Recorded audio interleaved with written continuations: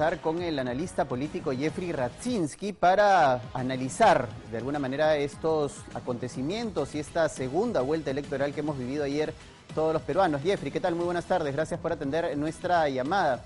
Quiero empezar preguntándote por tus primeras impresiones luego de esta segunda vuelta electoral.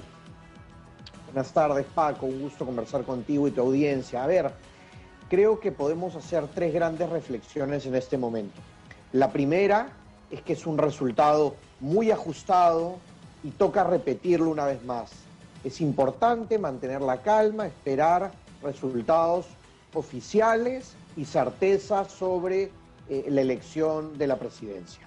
Lo segundo es hacer una crítica y una nueva invocación a los candidatos para que ellos sean los líderes que calmen a sus simpatizantes, a sus votantes y en general a la ciudadanía. Lo que hemos visto anoche es una reacción con el boca de urna, una reacción muy distinta con el conteo rápido, ambos de Ipsos, y luego estamos viendo una serie de reacciones con los avances del cómputo oficial de la OMPE. Creo que no se tuvo la prudencia de tener cámaras de televisión mostrando abrazos y festejos con un resultado tan estrecho y dentro de los márgenes de error estadístico. Lo mismo cuando se gritaba fraude anoche y no se presentaba ninguna prueba de fraude. Eso no es responsable y ya tenemos bastante convulsión en nuestro país como para acrecentarla. Y lo tercero, Paco, si me permites, es que debemos comprender que la distancia tan pequeña, con características y matices en el voto, lo que está reflejando es la necesidad imperiosa para ambas candidaturas de ceder, de consensuar. Efectivamente, quien gane impondrá una agenda gubernamental, pero no puede ser lo que pretendía en primera vuelta o hace algunas semanas con un país tan dividido.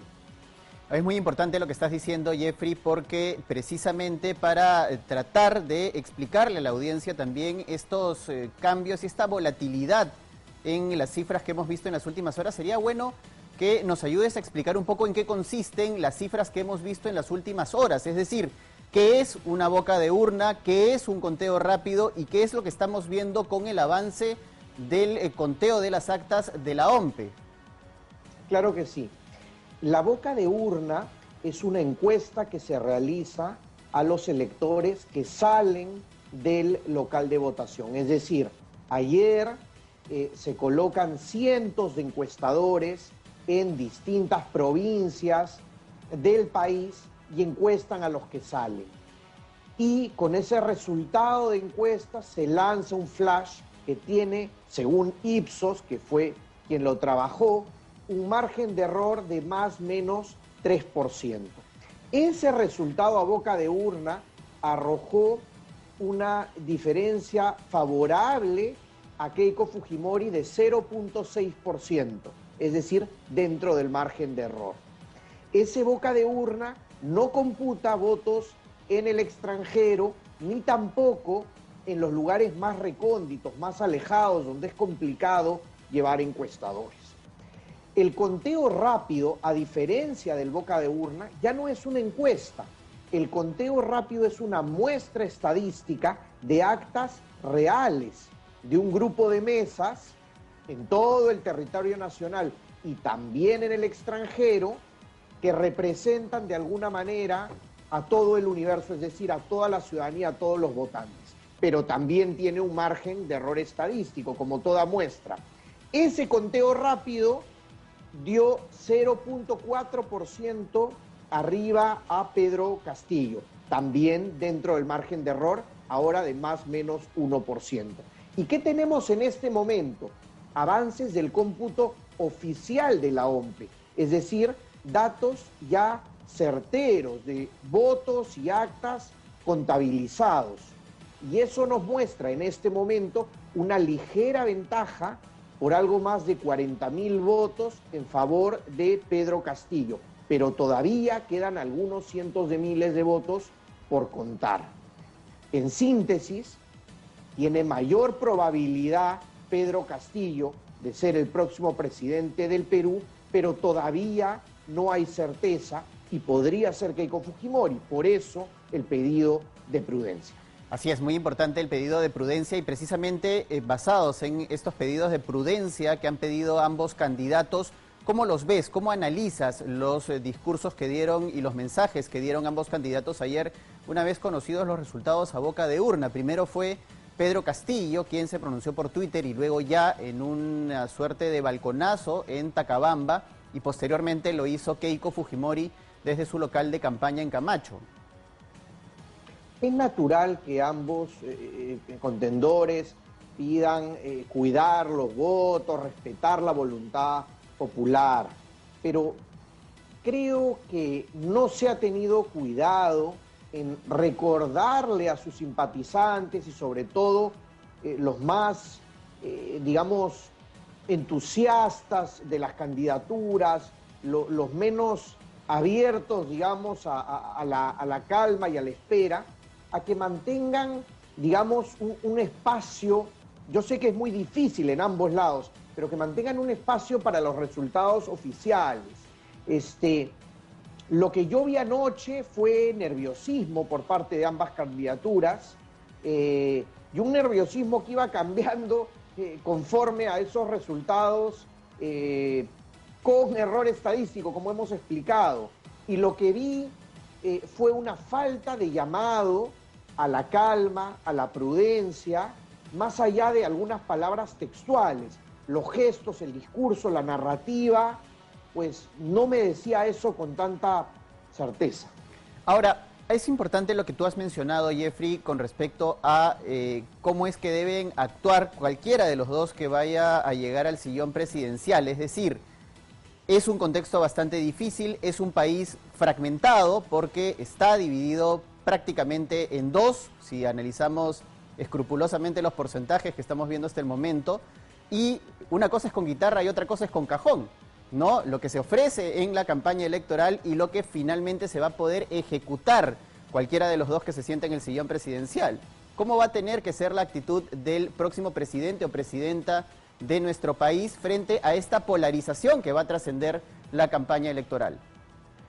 Coincido, Paco, con esas premisas. Yo creo que es importante los gestos y las acciones que se hagan desde el momento que se conozca el resultado oficial hasta el 28 de julio. Y ahí hay algunos hitos importantes. El primero creo que sería muy saludable, muy provechoso que ambos candidatos se reúnan.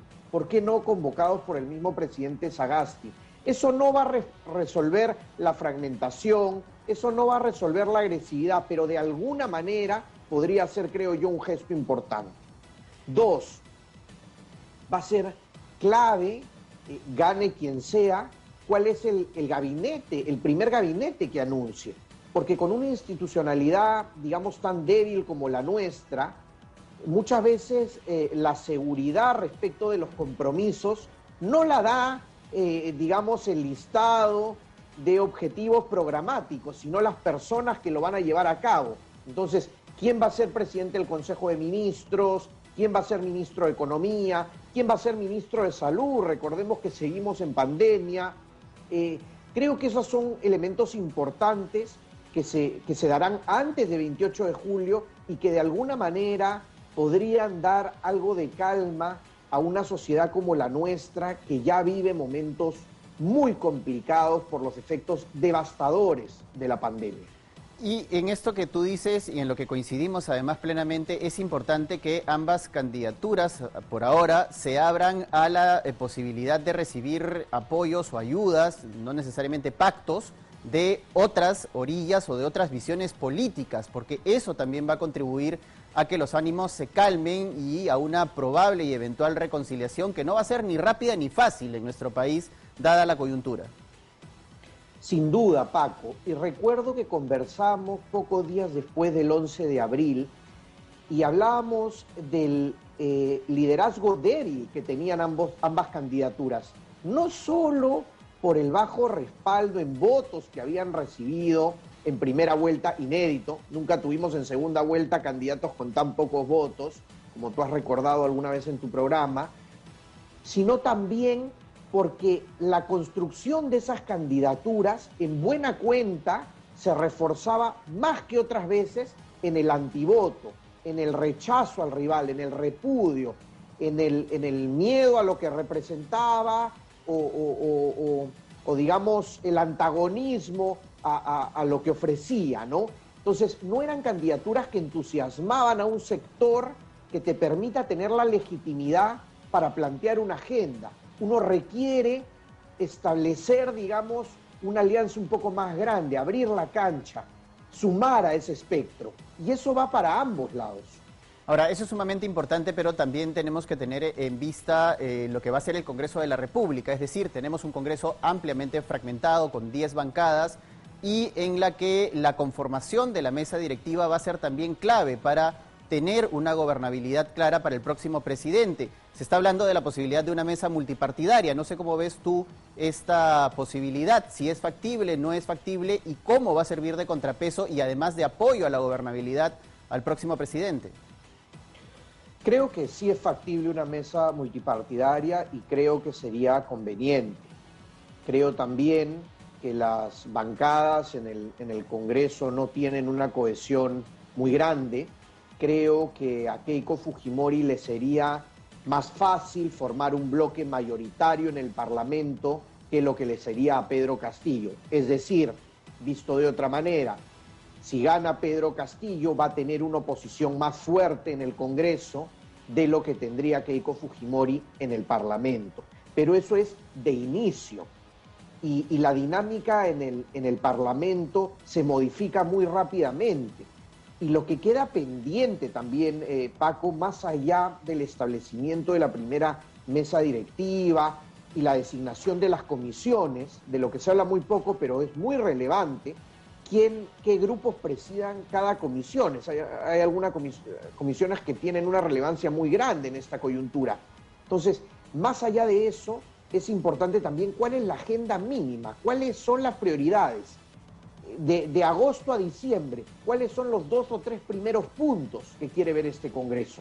Se va a ver Tribunal Constitucional, se va a ver tema de pensiones, se va a ver tema de salud. ¿Cuál es la agenda mínima? ¿Sobre qué van a discutir? Más allá de posturas contradictorias o endebles. Y es sumamente importante este tema de la agenda mínima para darle además tranquilidad al país en medio de la incertidumbre que estamos viendo y que está además impactando directamente en nuestra economía. Es decir, ¿de qué vamos a hablar los próximos 6 meses o incluso los primeros 100 días del próximo presidente? Eso también va a ser clave y decisivo para darnos a los ciudadanos tranquilidad, para calmar las aguas desde el punto de vista económico y también retomar de alguna manera el rumbo y ver qué cambios se pueden hacer a futuros, porque lo que queda clarísimo es que la población y el resultado de estas elecciones es un ansia de cambios, que tienen además dos posiciones casi opuestas, ¿no? Un cambio más moderado, el otro un cambio completamente radical. Coincido, efectivamente hay un pedido de cambio con matices, como bien señalas, en uno un pedido de cambio más estructural y el otro más matizado. Creo yo que el tema de la constituyente sí es un asunto que genera más convulsión que calma en este momento, es mi sensación. Creo, por otro lado, que no se debe esperar a 28 de julio, como decíamos, ¿no?